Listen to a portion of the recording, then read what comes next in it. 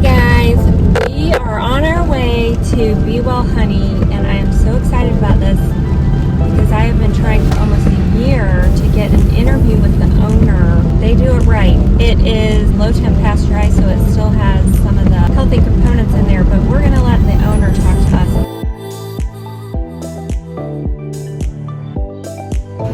I am sitting here at Be Well Honey with the owner of Be Well Honey, Kerry Owens, and I want to thank you for taking this time to sit down and talk to us. Oh, it's an honor. I have been using Be Well Honey for years, and I knew the value, but I want you to know the value. So first of all, we're going to get a little history on how you got started, and just tell us about you. Well, I came from a farming background, and I got into the corporate world after college. That was good for me for quite a while, and then you quickly learn sometimes that, you know, after a while they just let you go. And so I found myself needing a job, and I fell back on what I thought I knew how to do, which was farming. And I wanted a sustainable farm, and I started one. Honeybees became the focus.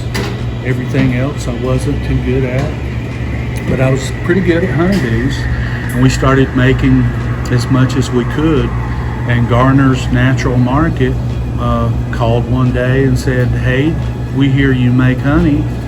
And I said, "Yeah, I do." And they said, "Well, bring us all you got." And so I learned how to make a label and basically duct taped it on a jar. I still have the jar, actually.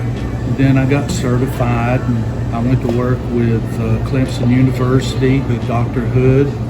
You know, I don't go knocking on doors. I did in the beginning because I had to pay my mortgage.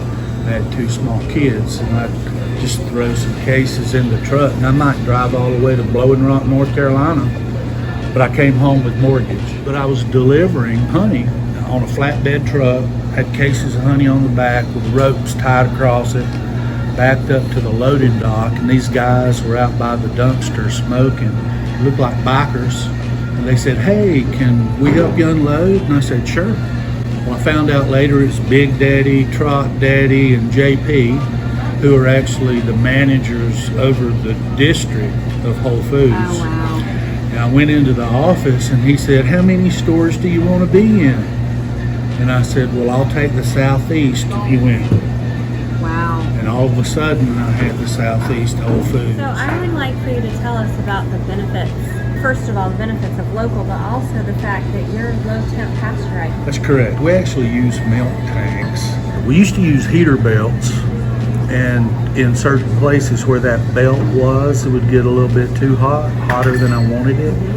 And so I devised this system with milk tanks and a little 6-gallon hot water heater, and I can set the temperature of the hot water heater at 108, which is what it takes for the bottling machine to operate. Tell me about the benefits, you know, when they talk about helping with allergies. Yes. So what are we looking for? Okay, and this is really confusing to a lot of people because most of the food that you want to buy it as local as you can.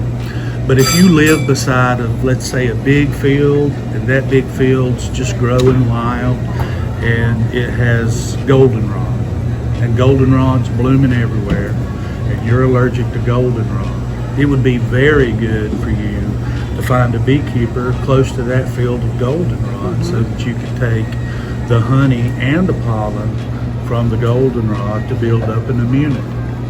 It also helps moisten your membranes, and so if you have a stuffy nose, you can take it takes a larger amount than what people think. People say, "Well, I'll take a little honey every day." That's good, but if you have like a cold coming on, you need a little larger dose. Just put it in hot water, stir it up, and drink it. In 10 minutes, your nose will be running. Wow. Other thing about the non-filtering process is that the pollen is still in there. That's what everybody's eating honey for anyway. They're eating it either as a sweetener or they're eating it for the pollen, for allergies. And so you definitely want the pollen to stay. So what we do is we extract the honey, goes into big milk tanks, and it settles. You know, the heavy stuff like propolis, floats to the bottom and settles in the bottom of the tank. The light stuff like wax particles and foam floats to the top, and we bottle right out of the middle. Well, that is why I used to drive here. I live 35 minutes from here. And I used to drive here to get it, but now you have it in a lot of places, so I don't have to drive here as far.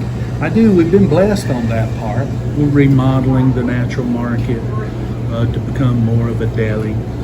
So this is where it's going to be kind of like a restaurant. Yes. Okay, that's exciting. Little coffee house. We're here right beside the Doodle Park in Pickens. Been here 25 years. Wow, I didn't realize that long. Yep. That's yep. awesome. Okay, well, I got to taste this. I've never had fire roasted coffee, to my knowledge. Well, probably not, because it's quite unusual. That is good. Very good. And of course, the little bit of honey in here is not hurting. Yeah, that's our little extra freebie. We give everybody a little squeeze of honey. Nice. It's adding a little love. That's what it's doing. Little Be Well honey. I really want to thank you for taking this time out. I know you're super busy. Just to help educate the community. You know, people need to know where they can go and get this stuff. They know what's going on. Now you see why Be Well honey is the honey that should be in your home, because they're doing it right. So I just want to encourage you to come out, check out the store. There's a lot of cool stuff here. And thank you so much for your time. You're welcome. Okay, the other thing is, I had heard that the bear does not go for the honey, but they want to eat the bee. The nest. So it's the nest that they're after? Protein.